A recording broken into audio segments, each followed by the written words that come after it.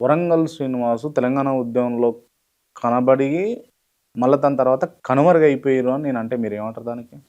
తెలంగాణ మూమెంట్లో మీరు మీరు వాస్తవాలే మాట్లాడతారు కదా. క్రాంతి అంటేనే వాస్తవం. వాస్తవం అనే పదం మీ ఛానల్ పుట్టినాక మీరు పుట్టినాక అది పుట్టచ్చు.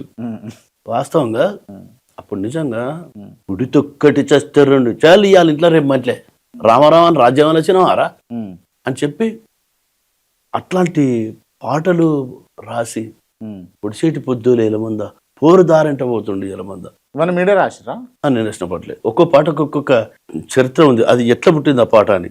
పాటలన్నీ హైజాక్ అయిపోయినాయి. దానికి కారణం ఏంటంటే ఫ్లైట్ లో హైజాక్ అయితే కదా పాటలు కూడా హైజాక్ అయింది. ఎట్లా అంటే దీనికి ఒక కీలకమైన కారణం ఉంది. దాని మీద మీరు స్పందించాలి, మీరు మాట్లాడాలి. తప్పకుండా చెప్పండి. నాన్న పోలీస్ డిపార్ట్మెంట్ ఉండే డెకాట్స్ కార్డ్ సిఐడి. నాన్న సర్వీస్ లో ఉండగా చనిపోయినప్పుడు నా కారుణ్య నియామకం కింద జాబ్ వచ్చింది.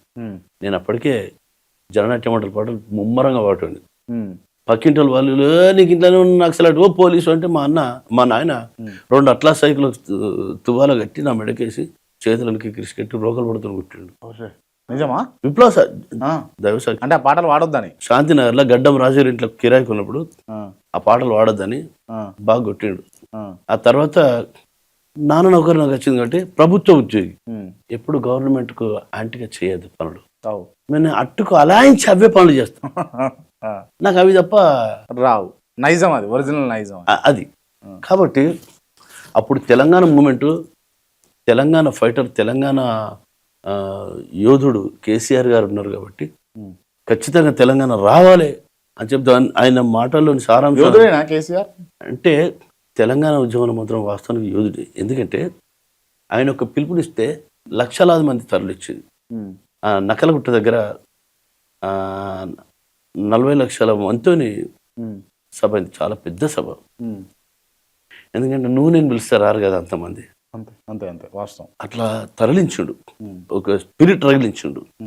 దాని ద్వారా నాయకులు చాలా మంది.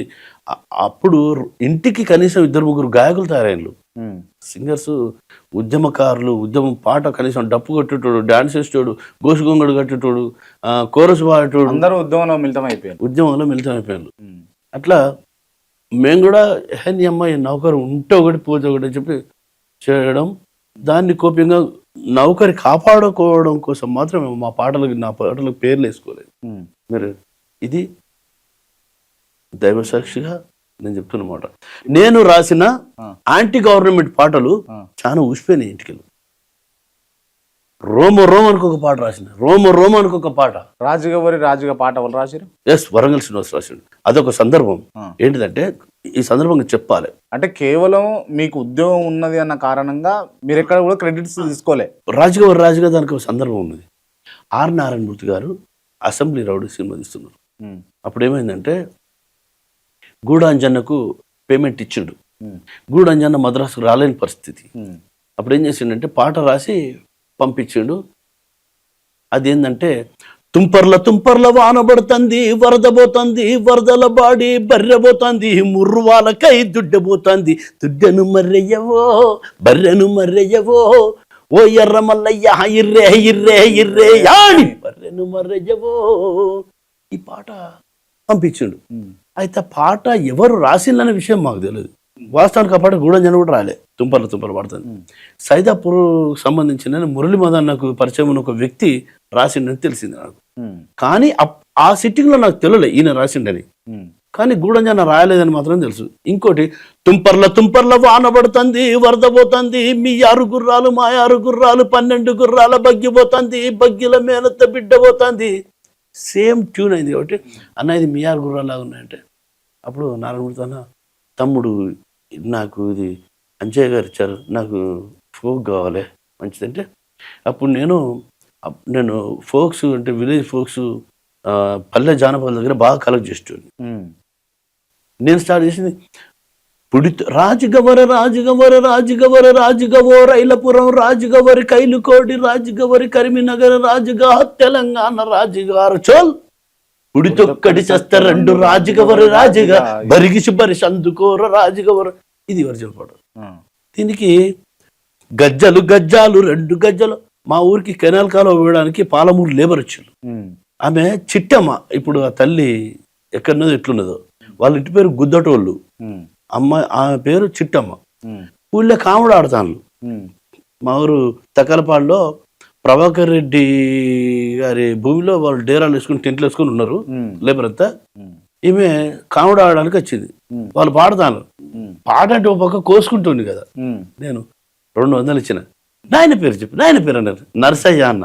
అనగానే గజ్జలు గజ్జాలు 2 గజ్జలో నరసయ్య, వరంగల్లు వంక తాడు గజ్జలో నరసయ్య, బింకడంతో దాగి చూడు గజ్జలో నరసయ్య, తాగు తాగు నరసయ్య గజ్జలో నరసయ్య, తాత కులం పోతదే గజ్జలో నరసయ్య. ఇది ఆమె వాడిన పాట అది. పాట. ఇప్పుడు అంజన్న చనిపోయిందని ముచ్చట చెప్తారు. ఇట్లా అంజన్న ఉండగానే చెప్పండి. చెప్పిండ్రా? ఆ రికార్డెడ్స్ ఉన్నాయా? రికార్డర్స్ ఇప్పుడు ఇక్కడ నుంచి ఇది టీవీ ఛానల్ కాబట్టి 2 మైకులు ఉన్నాయి, కెమెరా ఉన్నది.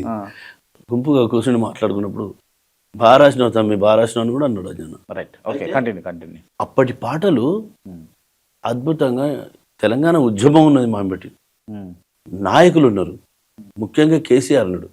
నాకు కేసీఆర్, నేను కేసీఆర్, మేమే నన్ను దగ్గర కూర్చొని పెట్టుకొని రాయించేటోడు. ఓవర్ నైట్ కూడా కూర్చొని పాటలు రాసేదట కేసీఆర్ గారు. మీరు నిజమేనా? పాట మొదలు పెడితే నైట్ అయిందా లేదా కూడా తెలియపోయేది. కిటికీ తెల్లారేదా?